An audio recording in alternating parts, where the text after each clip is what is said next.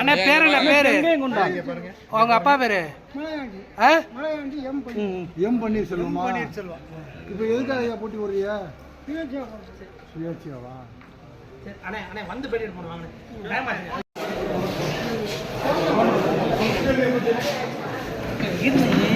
தள்ளாதீனே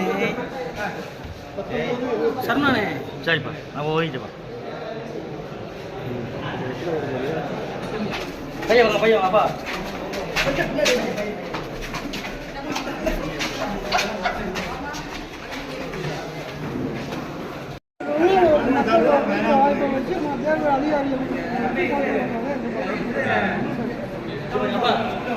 நீங்க எந்த கட்சியை சேர்ந்தவங்க? நீங்க என்ன கட்சி? பொதுவா கட்சி இருக்கு.